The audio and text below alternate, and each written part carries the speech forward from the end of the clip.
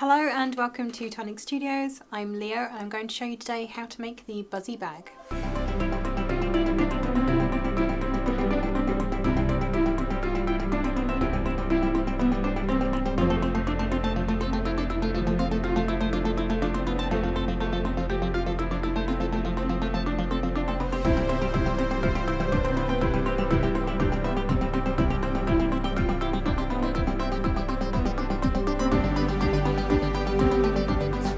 So we're going to make the Buzzy Bag today. Now I have in true Blue Peach style made half already, so we're going to do the other half and then put them together.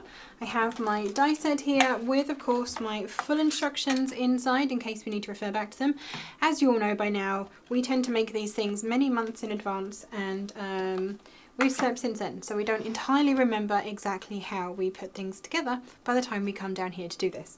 So let us make a start on this. I have my trusty glue. Of course we're using deluxe adhesive today. I'm going to start with the main panel. You can see I have already put my decorative layers on as well. I'm saving myself some time today. And because this is one of those bags that is nice and square, there are no curves going on here, you can layer up all your panels ahead of time. So for these, we're going to use this panel here, and then the layers you just build up using the bits that are inside, and we need 3 of those for each half. And we're literally just going to glue these in a row. Very, very simple. So glue onto each glue tab. Again, making sure you go right to the corners of your glue tab so nothing lifts or moves. Press that into place. We're going to be kind to our glue and hold one while we put glue on the next one. And press that in as well.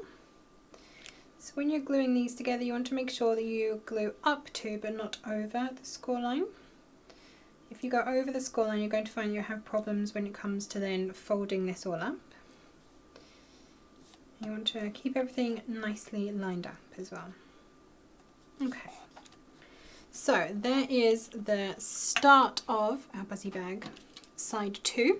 I then have 6 of these pieces. Now this is this die here with the big circular part and then this weird little triangular bit on the edge.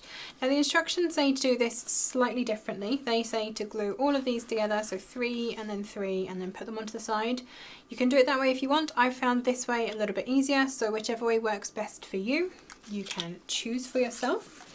What I'm going to do is put glue onto my glue tab, so the straight one at the end of the triangle opposite the circle basically.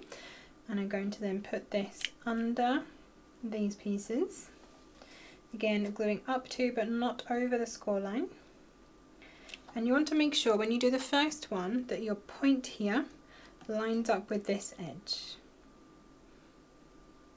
And that should mean then that everything meets where it needs to all the way along. And I'm just going to continue doing those. So again, glue on the tab opposite the circle. I'm going to sit that underneath. Again, making sure that point lines up with my score line. And then last one going in on this side.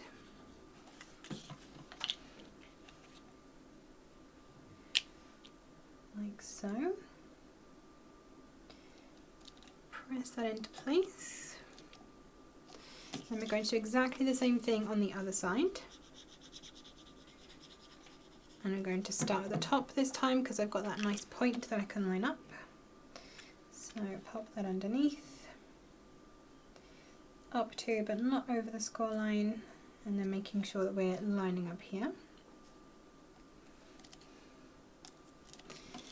And then 2 more to go onto this side.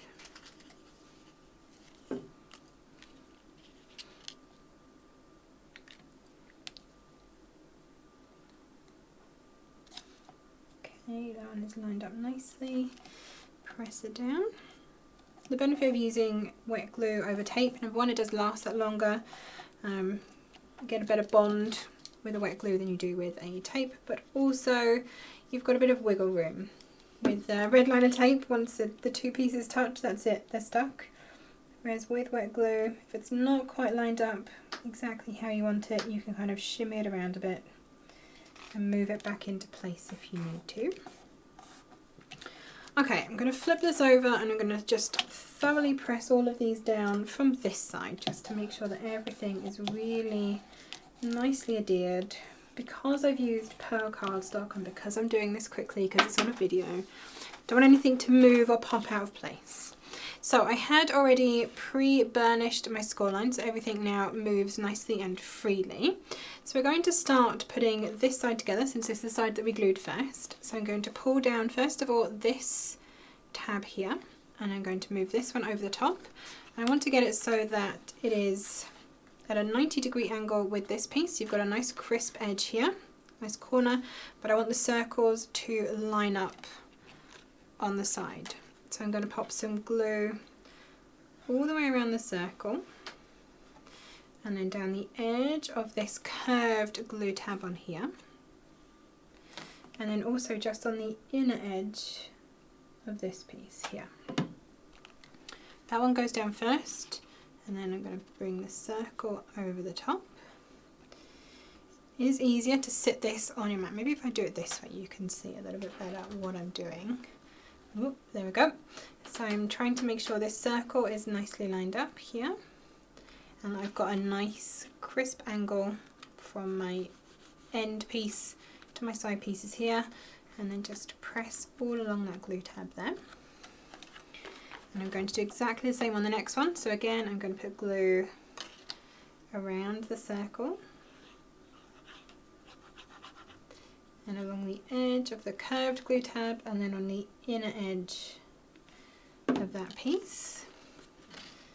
And again, just pull it over, lining up my circles and then pressing that glue tab into place.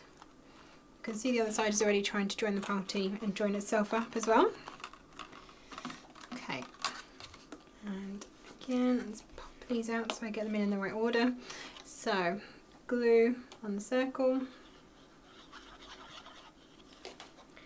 down the edge of that curved piece, up the straight edge, and this is just so that you can make sure that both edges are caught. Because this glue tab doesn't have a score line, there's no definitive line to go up to on here, whereas if you put glue on this side, you know that this edge is definitely going to glue in the right place, and you're not going to have an edge that's flapping in the breeze or coming open. We definitely don't want that. You don't want your gift bag to fall apart. Okay, that one is all nicely in. Last one going down.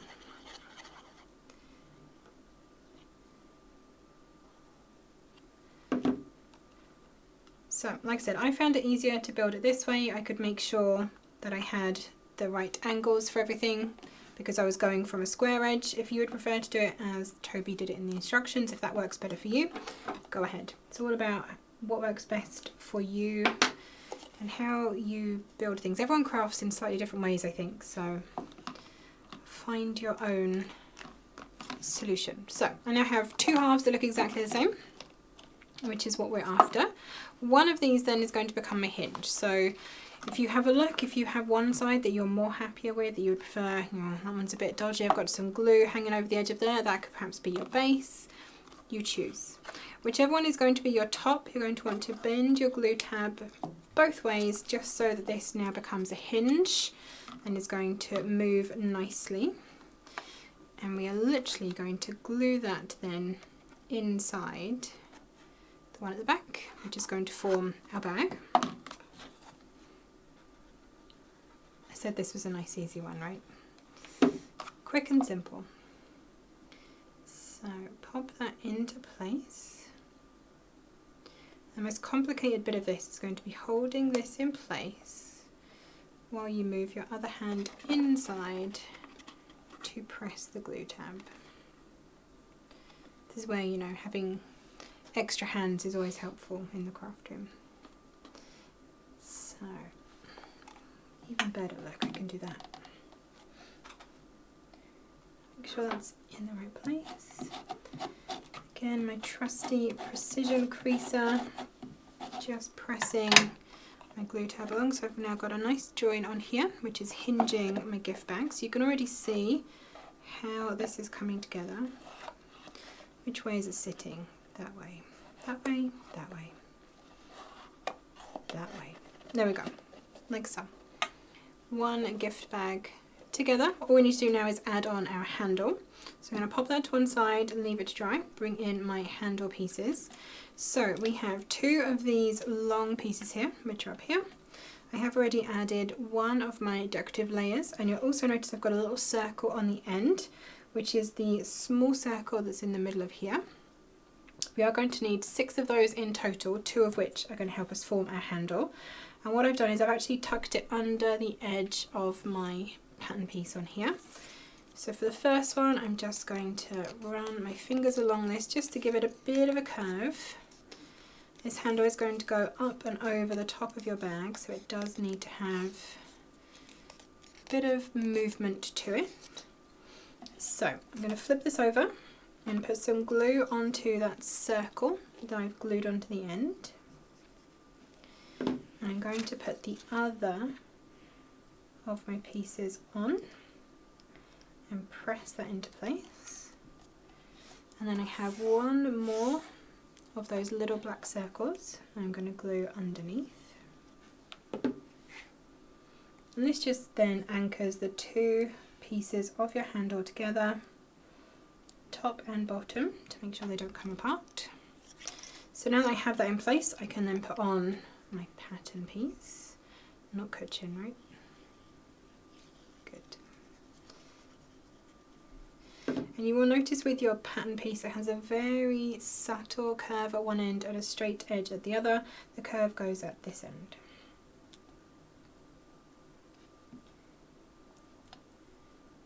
Okay, there we go. So I'm going to give that just a second to dry before I try and manipulate that into a curve. So again, I'm going to pop that to one side.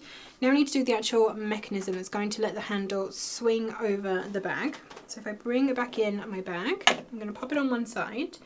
We have some more of these little circles. I have 2 stacks of 2, which I'm going to glue together.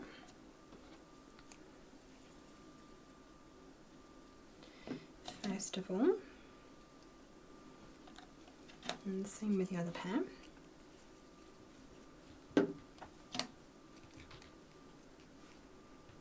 And these then are going to glue right into the centre of this large circular panel on here.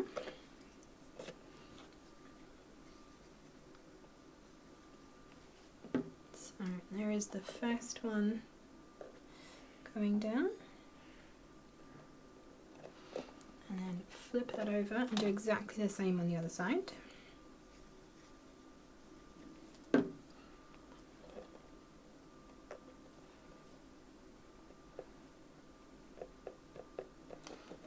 Okay, so that's our little, it's basically going to be our axle for our handle.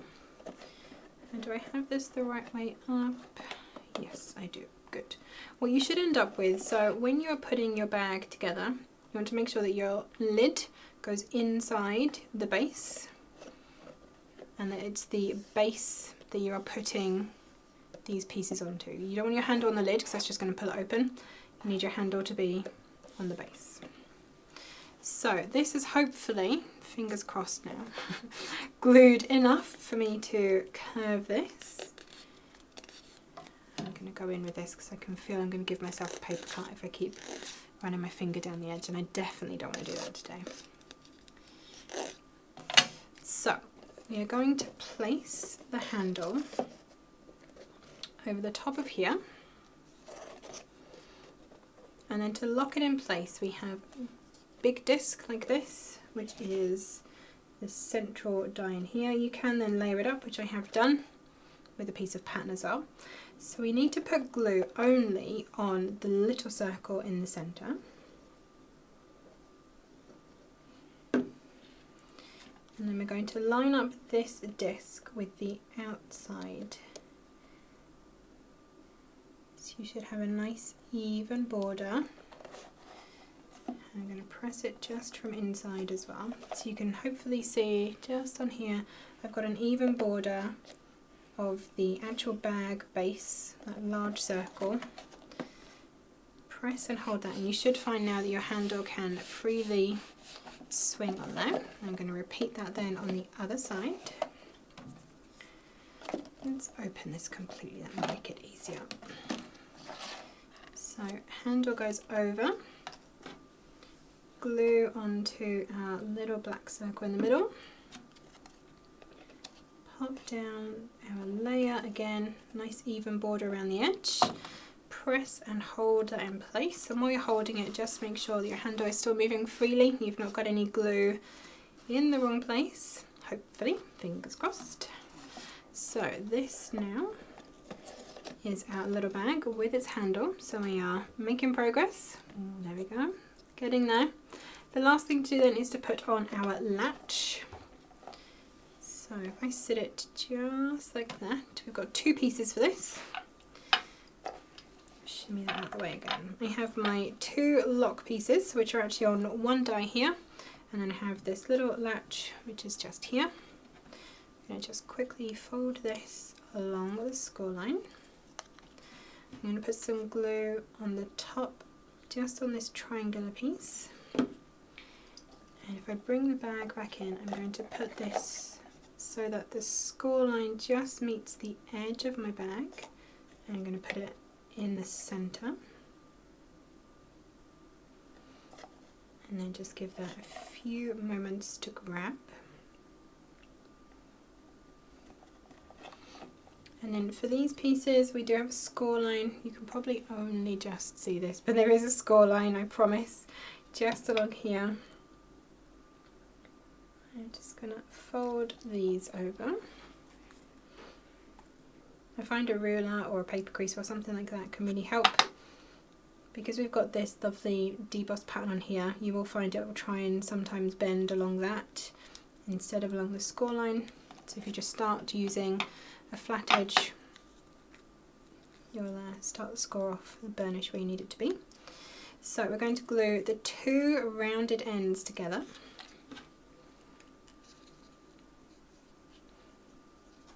Like that. Make sure they meet nicely. You shouldn't see, hopefully, any of the white of the back of the cardstock. And then this has been designed so it actually blends in with the pattern on here. I think I might have put my pattern panel on the wrong way around, which is possibly why it's not meeting on here. But you will find, I think you need to use this side. So yeah, you want your, if you want this to meet your pattern panel, here you go. Here's a do as I say, not as I do moment for you. Where you've got these very thin half hexagons along here, if I had it on this side, you would notice that this meets the pattern perfectly on there. So do them that way round when you're putting your patterns on. Doesn't matter though, it blends in nicely. It still adds that whole honeycomb effect. I'm just going to make sure that this is in the right place for my latch. So, easiest way to make sure that this meets is to leave it in the latch, put the glue on, close up the box, and then press that down into place. And again, I'm just going to hold that for a second, press it from the inside as well.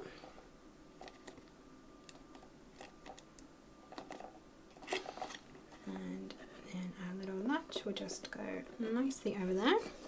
And there is our handle, and there is our finished Buzzy Bag, all nicely decorated, ready to go. Of course you can add on some of these gorgeous little bees that we have on the die set as well as extra decoration if you wish, or you can use pattern paper or however you wish to make yours.